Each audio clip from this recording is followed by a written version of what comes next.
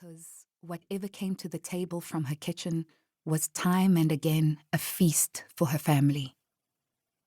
Soldiers advanced slowly through the city, chalk white with fatigue and burned red too, from the blistering heat which they couldn't bear. Somewhere the world was on fire. Paramaribo could become a safe haven. She didn't understand a thing about war, despite having married a military man as a 17-year-old girl. War entered her house in the shape of a loaf of bread, bars of chocolate, tobacco. Her Anton never brought a bottle of gin home from camp, but she could smell the alcohol in his breath when he talked. She no longer remembered how it had started. Cutting a cigar in two and then, in the privacy of her bedroom in the evening, bringing a little match to the stub, drawing it between her lips to hold in the fire, inhaling, exhaling, and feeling herself relax. The large white enamel bucket was her ashtray, her spittoon when she started to chew tobacco, and often a chamber pot at night. The father of her children pissed a loud puddle into the bucket each day before dawn. It was then that she would wake from a deep sleep and get up at once to empty it into the larger tub in a closet near the bedroom. This is how her days began in the near morning light of the tropics. After emptying the bucket, she usually lingered a while on the stone landing to the kitchen, waiting in her nightgown until the cocks crowed in their pens and her pigeons cooed with passion. And look, dark red fruit strewn over the crushed shells under the cherry trees. For a moment she was back in one of those days, years removed from where she sat dreaming, and a tremor of happiness brought a smile to her face. The priest came up to her and said her tranquility touched him. He had no way of guessing the pain that was gnawing away at her. He knew she spent whole hours sitting there.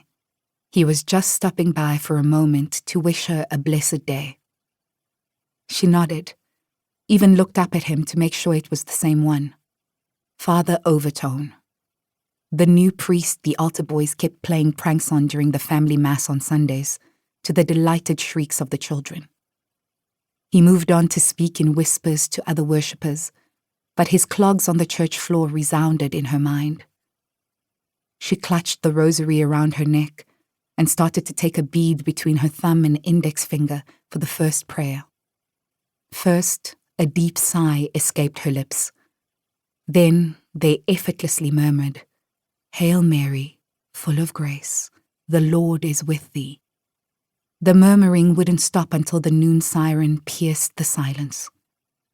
Then she'd stand and pick up her bag of groceries, shuffle out of the pew, turn toward the altar, make a deep bow, and walk to the exit.